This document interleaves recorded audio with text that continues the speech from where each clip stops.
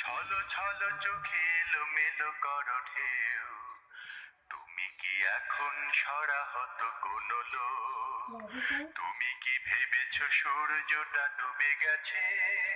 তুমি কি ভেবেছো নেই আর কোনো আলো?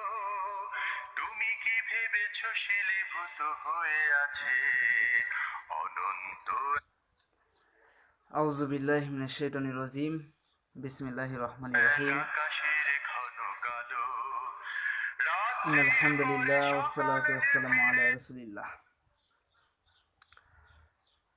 আল্লাহর কাছে আশ্রয় চাইতেছি শয়তানের ওয়াসওয়াসা থেকে।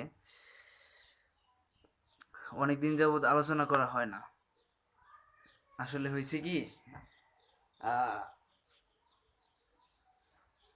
একদিন বইসা আছিলাম,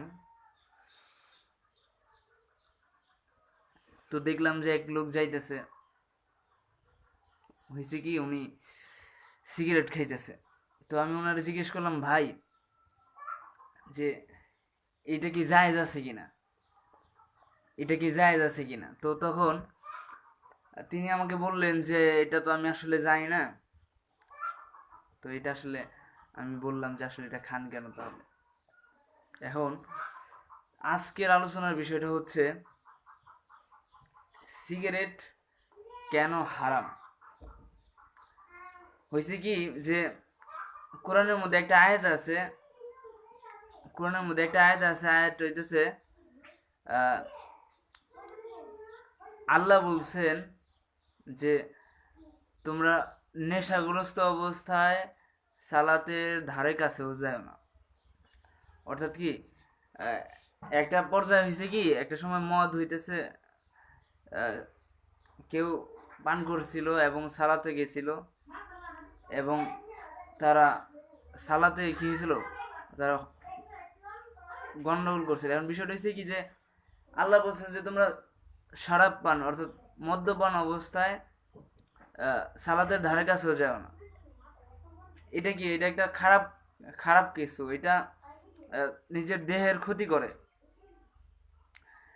এটার দেহের ক্ষতি করে এবং কিছুটা উপকার করে, কিন্তু এটার ক্ষতি কি, ক্ষতিকারক হয়েছে বেশি। আল্লাহ চান না তার বান্দারা কি হয়ে যায়, ক্ষতির সম্মুখীন হয়ে যায়। আল্লাহ চান না ইমানদাররা ক্ষতির সম্মুখীন হয়ে যাক। এই জন্য আল্লাহ আল্লাহ চাচ্ছেন যে তাদেরকে পবিত্র রাখা। আল্লাহ চাচ্ছেন তাদেরকে পবিত্র রাখা। এখন বিষয়টা হয়েছে কি, যে সিগারেট হারাম। এটা কেন হারাম? সূরা নিসার 110 নম্বর আয়াতে আল্লাহ বলছেন যে যে ব্যক্তি অসৎ কাজ করে কিংবা কিংবা নিজ আত্মার প্রতি জুলুম করে, সে আল্লাহর কাছে ক্ষমা প্রার্থনা করলে আল্লাহ তাকে সে আল্লাহকে ক্ষমাশীল ও পরম দয়ালু হিসেবে পাবে। এখন বিষয়টা হচ্ছে কি, যে কেউ যখন মদ পান করে, তার কি নফস, তার দেহ তার কন্ট্রোলে থাকে না, তার কি এটা বাইরে চলে যায়। এটা একটা গুনাহের শামিল। কেন? যে আল্লাহ বলছে যে তোমাদের দেহ, তোমাদের মন তোমরা কি রাখো, নিজেদের কন্ট্রোলে রাখো, আয়ত্তে রাখো।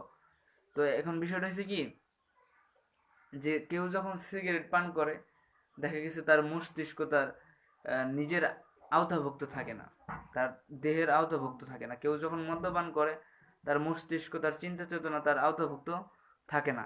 এই জন্য কি, মানে নিজের নফসের প্রতি জুলুম করা হলো, নিজের আত্মার প্রতি জুলুম করা হলো। আল্লাহ পাক রব্বুল আলামিন বলছেন যে সূরা নিসার 10 নম্বর আয়াতে, আল্লাহ 110 নম্বর আয়াতে বলছেন আল্লাহ, যে যে ব্যক্তি অসৎ কাজ করে কিংবা আত্মার প্রতি জুলুম করে, অথবা আল্লাহ হইতে ক্ষমা ভিক্ষা করে, সে আল্লাহকে পাবে হচ্ছে ক্ষমাশীল ও পরম দয়ালু। মানে আল্লাহর কাছে ক্ষমা চাইতে হবে। এই কাজ যদি হয়ে যায়, আল্লাহর কাছে ক্ষমা চাইতে হবে। এবং আল্লাহ বলছে যে সে আল্লাহকে পাবে পরম ক্ষমাশীল ও দয়ালু হিসাবে। তো আল্লাহ পাক রব্বুল আলামিন তার বান্দাগণ যতটা ভুল করে এর চেয়ে আল্লাহ পাক রব্বুল আলামিন বেশি ক্ষমাশীল। তো আমরা এখানে বিষয়টা হয়েছে কি যে সিগারেটের যে যে ধোঁয়াটা আসলে পান করা হয় এটা হইতেছে মস্তিষ্কের মধ্যে একটা ইফেক্ট তৈরি করে, এবং মস্তিষ্কের মধ্যে ইফেক্ট তৈরি করার পরে এটা দেহের মধ্যে একটা ইফেক্ট তৈরি করে। এটার মধ্যে যে একটা পয়জন আছে এটা কিন্তু আসলে ক্ষতিকারক বিষয়, এবং আর প্রত্যেকটা ক্ষতিকারক বিষয় কি হয়েছে আল্লাহ পাক রব্বুল আলামিন হারাম করে দিছে। তো এই বিষয়টা হয়েছে এটা নিয়ে বিস্তর আলোচনা হবে ইনশাল্লাহ। আজকে এই পর্যন্তই।